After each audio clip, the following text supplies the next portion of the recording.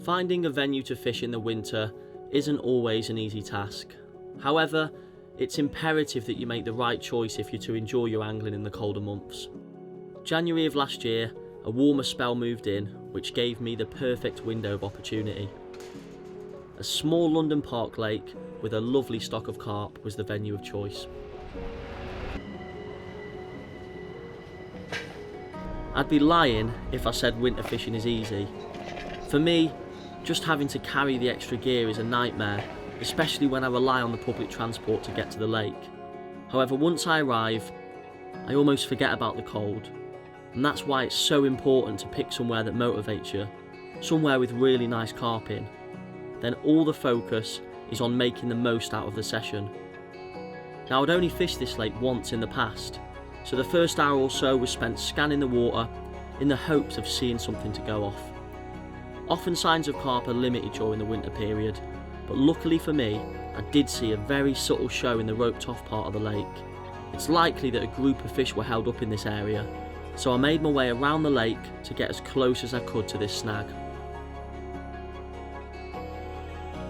With sunset fast approaching, I wasted no time in getting my gear set up. Come on, you don't want to eat this. Oh, come on, she loves it. It's because it's got fish in it. Oh yeah. With a bit of luck, the carp like the bait as much as that dog does. I've just been putting some bait on my second spot. Like I say before, that bay over there is unfishable now. They put a rope across it. I'm not sure why. It used to be a really hot spot apparently. Literally, as I was just spomming there, and as my spom hit the water, the fish crashed in that snag. So with a bit of luck, I'll be able to draw them out to that rope with the bait I've put in. But yeah, that's a good sign. It means the fish are obviously active and on the feed. So hopefully I can get one in the night.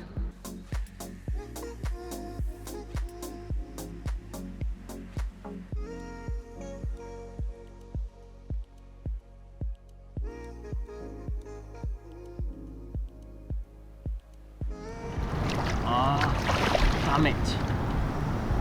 Well, I've just hooked one on that rod that I put out on the fence, but unfortunately it managed to take me into a snag. I think the fish had actually come off, but yeah, not ideal. At least it's a sign that they're feeding though.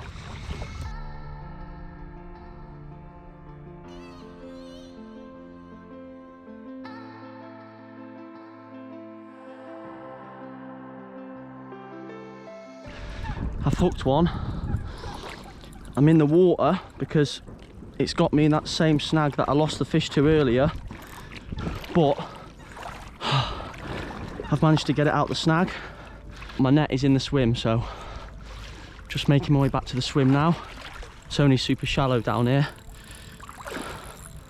Looks like a nice mirror. Come on, don't fall off now. I've got you this far. First carp of the year, get in the net. Yes!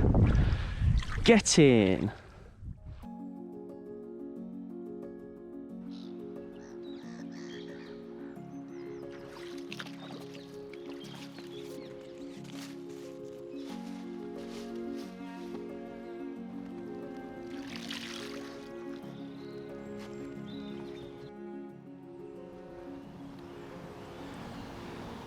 There we go.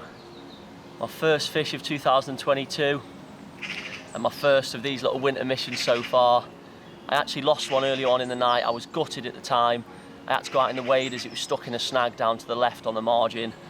But unfortunately when I got there the hook had already pulled, so I had to pull out of the snag. But early hours of the morning, the same rod just off the side of that rope went off, and this one I managed to land. What a lovely way to start my little campaign on Hampstead Heath.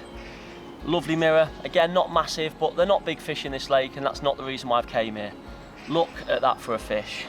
I'm going to get him slipped back, and hopefully there's more to come. I've got all of today and this evening, so plenty of time. The weather's still warm, the pressure's getting even lower, so I reckon we've got a few more bites on the cards. But for now, let's get this lovely fish back. Thank you very much, mate.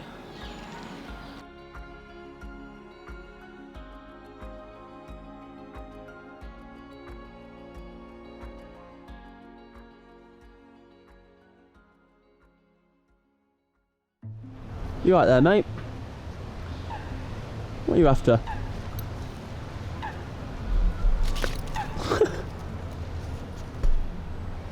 You're a funny looking thing, aren't you? Can you smell that bait? Yeah.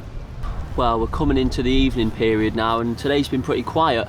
After having 2 bites last night, I thought I was going to carry on and keep catching through the day, but the weather's been up and down. It's been tipping down with rain 1 minute, sunny and bright the next, so whether that's thrown them off or maybe they're just feeding in the hours of darkness sort of this time of year. So got 1 more night, we'll see how we go.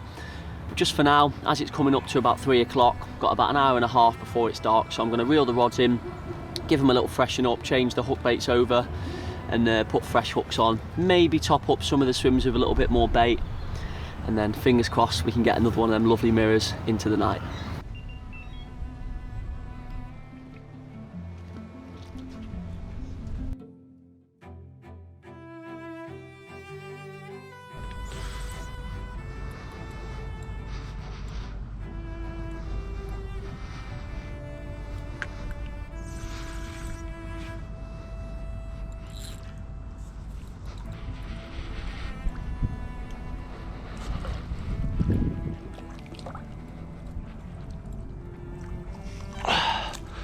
Yes, get it in. Scaly one. Look at that. Proper nice one.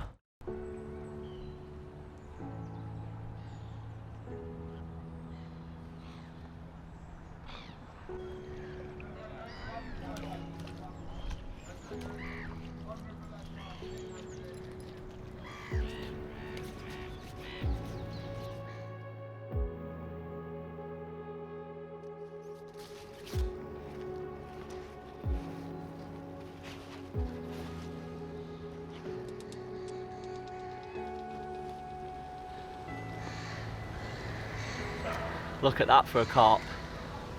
Last night was a repeat of the night before. Nothing early on. I was a bit gutted at about 1:30, thinking, come on, let's have one on the last night. And then at about 4 o'clock, the rod burst off. And what a carp that is. Just over 20 pound, absolutely full of scales. 2 fish, 2 nights. Can't wait to come back next week. But for now, I'm gonna get this one back and head off home. Thank you very much, mate.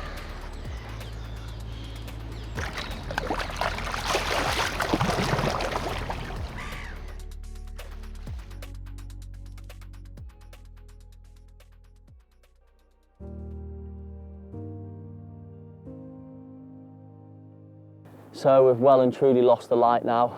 These winter days are so short, but it's not a bad thing. As you saw in that first session, all of the bites came in the hours of darkness, which obviously leaves me confident going into the night. Not only that, but the weather's changed dramatically. Last week it was freezing cold, and now we've got a big southwesterly wind, we've got a full moon, and a nice drop in pressure. So yeah, it leaves me really confident going into the night. We're going to probably get an early night, have a bit of food with the lads, and we'll see how we get on.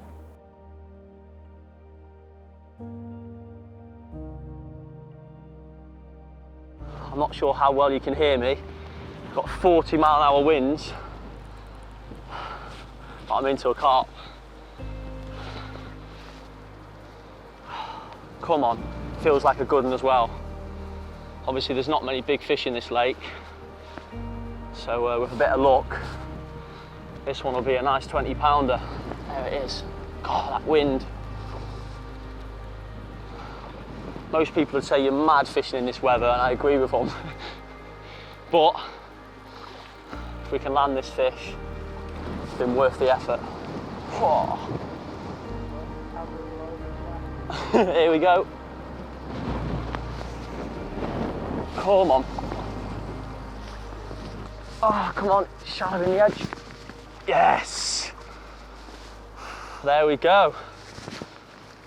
It's another carp. It looks like a nice one.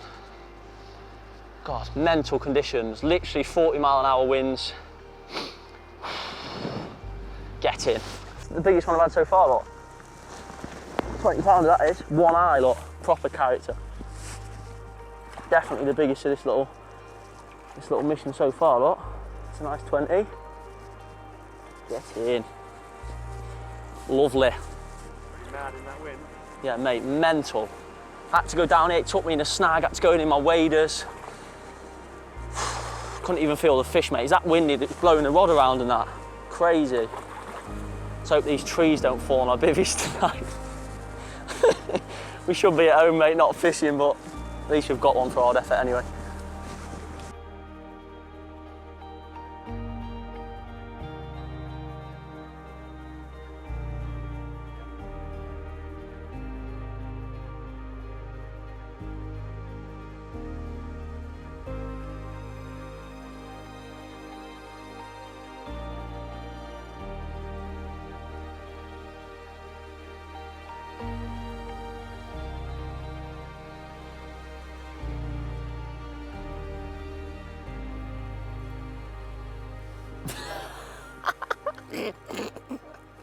I couldn't even do it without laughing.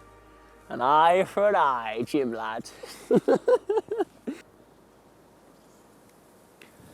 And there she is.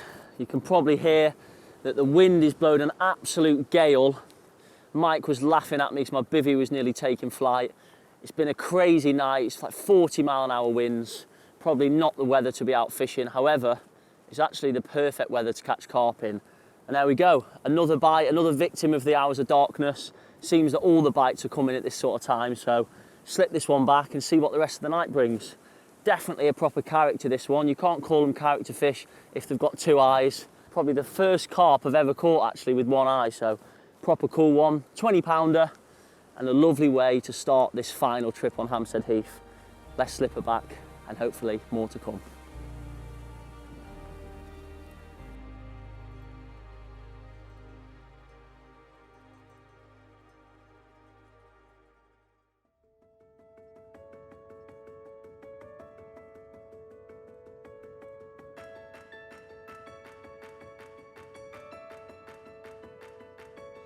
Got another one on. It's a quiet night after that fish.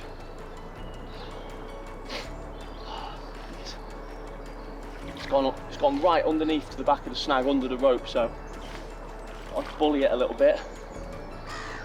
Got my waders on. So important, just in case that you goes into that snag, just to have your waders ready. There we go, he's out. Come on. Come on. Yes.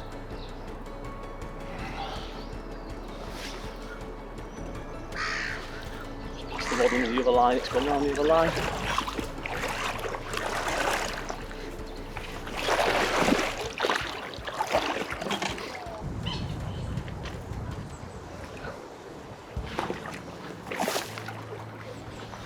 First one in daylight hours actually.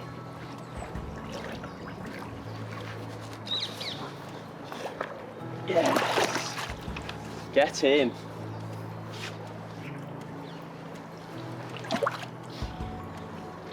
Another nice mirror.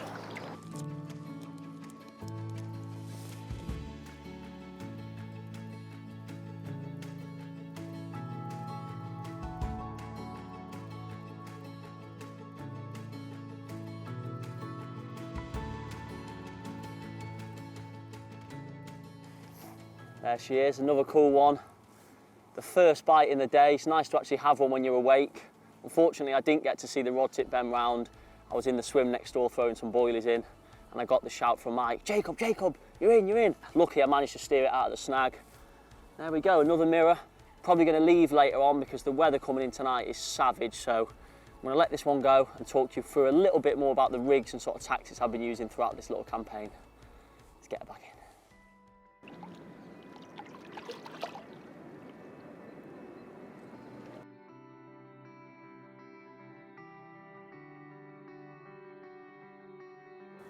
Throughout the winter months, I do make some slight changes to my baiting approach. Obviously, the fish's metabolisms have slowed down and it takes them a lot longer to digest the food, so you've got to be mindful of exactly how much bait you're putting in. I reckon the stock's sort of between 20 and 40 carp, so I don't want to go crazy. I've been turning up, putting about 3 to 4 dot spods out and just seeing how the session unfolds. And the bait consists of a mix of scopex squid and citrus. I like a bit of match the hatch on the bottom, but then also the nice sort of bright pinks coming from the citrus, bit of flake, sort of crumbed up boilies and a nice little mix in there. I get a couple of bites and I top the swim up, but not with sort of small food items. Once I know the fish are on the spot and feeding, I want to get them moving around, keeping them active so that I can get the quicker bites. And this is the rig that I'm using with it. Nice and simple, ever faithful blowback rig, a rig that I've used for years and have a lot of confidence in. And that's incorporating an 8mm screw with a 12mm white citrus pop-up. Obviously I've got a supple section there which lifts up into the fish's mouth. The rig overall is pretty long, and the reason for that is because, like I said, I want the fish moving round and tilted down to pick up those 12mm, which means this is going to fly straight up into its mouth. So yeah, nice and simple and effective. I've got the same rig on both rods, the only difference being the other one's got a pink and this one's got a white, and you can't go wrong using white on park lakes. All year round you've got public feeding the swans and stuff with bread, so the fish don't really see white as a danger. So I've got one on the white and the one on the pink, which is obviously matching what I've got in the bucket. And both are working, both are doing bites, nice and simple, nice and effective, and you'll see that as I'm going to take you back to my second session. As you can see, I'm back at Hampstead Heath. Our last session was 2 or 3 weeks ago, and I spent the rest of January fishing the Docklands, but I'm back now, and obviously it's going well. I came down last night, got here just before sunset, had a little look round the lake, but didn't see anything, so obviously set up in the swim where I'd caught from previously. With the daylight hours being pretty short now, I sort of got in the bivvy straight away and tried to get my head down, and it didn't last long. I was quickly rudely interrupted by a bite alarm. Oh, and I'm in. Go on. Unfortunately, that fish came off, but I got the rigs out fresh into the night, and this morning it ripped off, and this one I was lucky enough to land. I've got another night ahead of me, and hopefully we can catch a few more.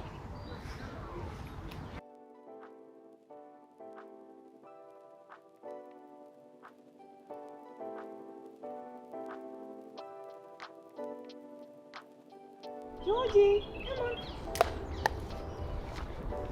Careful, making them.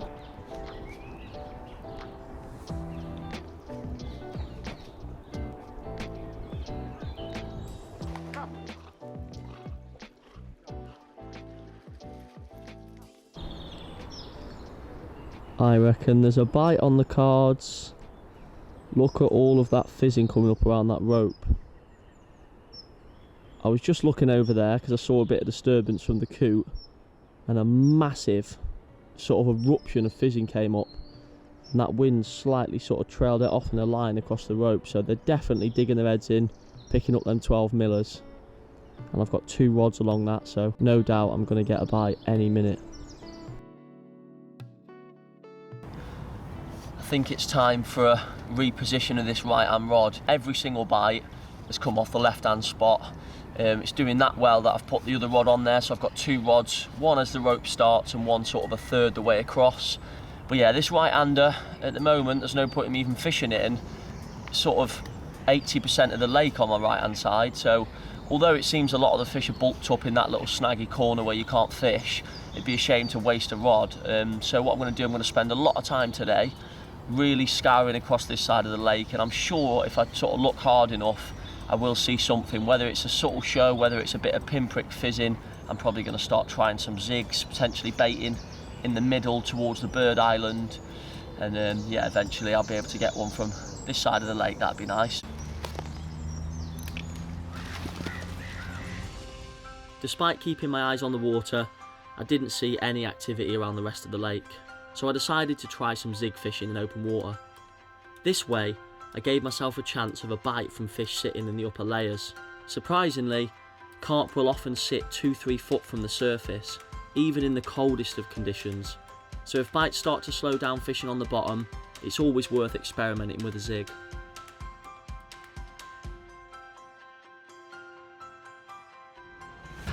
I've got one. Got me in that same snag, but I managed to go in my waders and get it back. Can I have that net, Az? Come on.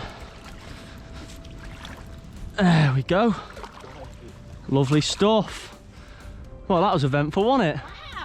Wow. Is that a fish? Mate, I didn't even hear the bite on, mate. I was too busy with the dog. If you weren't here, I wouldn't have even known I had one.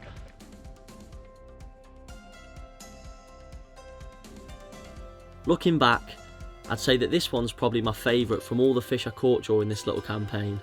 It was a really cool one. Perfect condition with a nice broad shape to it.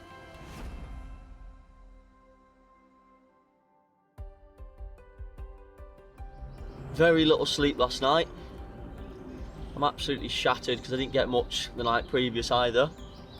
But, all for good reason. I've got a carp in the net. Not only have I got one, but I've got two carp in the net. One in the sling, one in the net.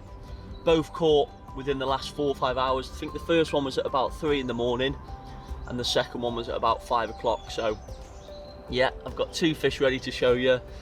And obviously I had that one just before the sunset. So successful night, 3 bites, 3 landed. And a brilliant way to end this little session. It's a lovely morning, nice sunrise, a bit frosty, a little bit nippy. But I've got to head off in about an hour or so because I've got a social book with my mates. So let's get the gear packed up and let's get these two fish out to have a look.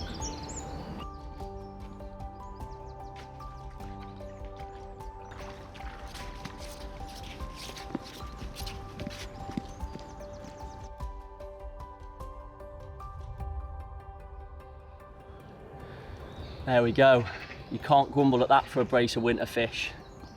It's freezing cold this morning, but the carp clearly didn't care. This top one's the biggest one of the Hampstead Heath mission so far. I reckon it's a scraper 20. And the bottom one's a bit smaller, but lovely colouring, nice reddy purpley tinge. And yeah, what a way to end the session. Couple of nights, 6 fish hooked, 4 fish landed. You can't grumble at that in the cold conditions. Let's get them back in. Mega stuff.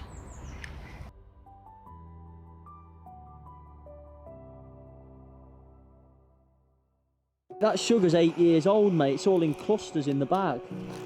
Listen. You want a tea or not? Yeah, I want a tea, yeah. I found this, yeah, buried in, is it Dogleg Bay in Burfield? Right after Terry made his brew, when he caught the Burfield common. So you froze it and kept it forever? Yeah.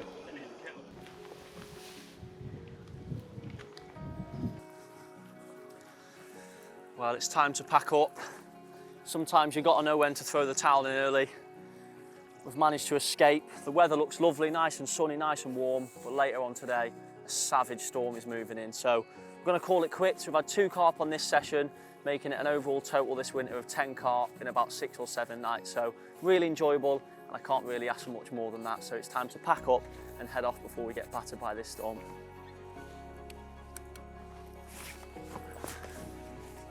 You've got to have one item in each tree: trousers, jacket. Got some sliders up there. There's a bit of a story behind this. This morning I was actually sinking my line and I slipped over in the edge of my waders. My chin touched the floor, and in that moment I thought, oh no. And literally my waders filled up, and I just waddled over to the boys and said, I've got no clothes. So I've literally got waterproofs on, nothing underneath. There's my joggers soaking wet through. Tom's your Harry and Harry's your do.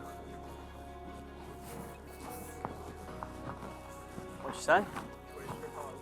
Mate, don't even start with that. I've got to get on a train in rush hour because these boys won't give me a lift while they enjoy the heated seats. Snakes, mate. Thought we were friends.